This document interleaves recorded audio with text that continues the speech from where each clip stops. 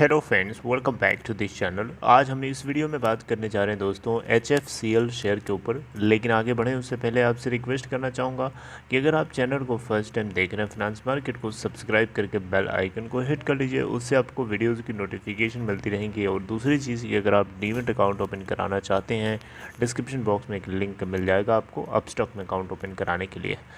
दोस्तों HFCL के अंदर 79.50 की प्राइस के ऊपर ओपन होने के बाद 78.30 का लो बनाता है पूरे इंट्राडे में, और 80.35 का हाई भी बनाता। 55,09,327 NSE के ऊपर जनरेटेड वॉल्यूम, 10,166 करोड़ रुपए की कंपनी की मार्केट कैप, 52 वीक लो 16 का है और हाई है 95.70 का। आप देख सकते हैं दोस्तों। आइए कुछ बातें जानते हैं इस कंपनी के ऊपर, उसके बाद कुछ बातें और डिस्कस करेंगे। देखिए, HFCL लिमिटेड के अंदर सबसे पहले तो आपको पता होना चाहिए कि कंपनी के अंदर प्रमोटर्स के पास क्या हिस्सेदारी है। ओके, तो उसके अकॉर्डिंग हमें थोड़ा सा आइडिया लगेगा कि हाँ, इस कंपनी में क्या है। देखिए, 42.1% की हिस्सेदारी प्रमोटर्स के हाथ में, जिसका 44.72% गिरवी रखा गया है। FIIs अपनी होल्डिंग को एज इट इज़ बरकरार रखा है जून क्वार्टर में मार्च क्वार्टर के कंपेयर में। सितंबर क्वार्टर का डेटा अभी अपलोडेड नहीं है। DIIs 0.7% की होल्डिंग कर लिया है। मार्च क्वार्टर में 0.1% थी। सितंबर क्वार्टर का डेटा अपडेटेड नहीं है। पब्लिक शेयर होल्डिंग 55.1% है, देख सकते हैं यहाँ पे। दोस्तों, आपको बताना चाहूँगा इस कंपनी के अंदर आप ये देख सकते हैं सब कुछ ग्रीन ग्रीन दिखाई दे रहा है। FIIs FPIs अपनी होल्डिंग को बढ़ा रहे हैं। नंबर ऑफ़ FIIs FPIs जो हैं इन्वेस्टर्स वो भी बढ़ रहे हैं, 85 से 88 हो गए। म्यूचुअल फंड्स ने अपनी होल्डिंग को बढ़ाया है। Number of mutual fund schemes जो है 17 से 18 हुई हैं। इंस्टीट्यूशनल इन्वेस्टर्स ने भी अपनी होल्डिंग को 2.25% से बढ़ा के 2.88% कर लिया है। ओके, चलिए बात करते हैं एक बहुत ही इंपॉर्टेंट अपडेट के बारे में, HFCL लिमिटेड के स्टॉक को लेकर के। ये खबर आपको ज़रूर पता होना चाहिए दोस्तों। HFCL को लेकर के ये आप देख सकते हैं Q2 की अर्निंग में ज़बरदस्त ग्रोथ देखने को मिली। HFCL लिमिटेड के Q2 के प्रॉफिट में 61% का राइज देखने को मिला है। राइट, आइए जानते हैं डिटेल में एक्चुअली में है क्या। देखिए, HFCL जैसा कि आपको पता है डोमेस्टिक टेलीकॉम गियर मेकर है।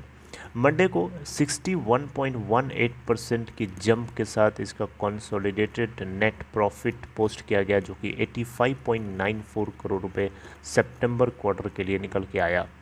कंपनी ने सेम क्वार्टर में प्रीवियस ईयर के सेम क्वार्टर में 53.32 करोड़ रुपए की यहाँ पे प्रॉफिट पोस्ट किया था। यानी आप कंपेयर करेंगे तो 61.18% ईयर ऑन ईयर बेसिस पे ग्रोथ देखने को मिली है कंपनी के प्रॉफिट आफ्टर टैक्स के अंदर, PAT के अंदर।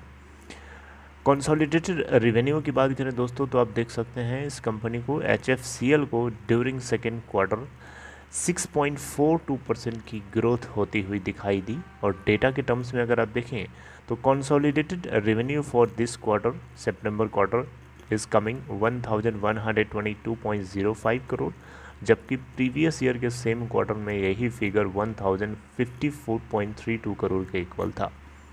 कंपेयर करेंगे 6.42% की राइज देखने को मिला है कंपनी के टॉप लाइन के अंदर कंसोलिडेटेड रेवेन्यू के अंदर। ओके दोस्तों, दूसरी बात यहाँ पे नोटिस करने वाली ये है कि कंपनी की जो ऑर्डर बुक रही है बहुत ही ज़्यादा तगड़ी रही है। इस ऑर्डर बुक के तगड़े होने की वजह ही यहाँ पे कंपनी की इस ग्रोथ में राइज देखने को मिला है। कंपनी की तरफ से बताया गया कि जो कंपनी की कैपेसिटी यूटिलाइजेशन रही है ऑप्टिमम लेवल तक रही है लगभग सारे मैन्युफैक्चरिंग फैसिलिटीज़ के अंदर, स्पेशली फाइबर ऑप्टिक केबल्स के अंदर और ऑप्टिकल फाइबर प्लांट्स के अंदर। इन दोनों में जो यूटिलाइजेशन कैपेसिटी है वो ऑप्टिमम लेवल तक बनी रही है।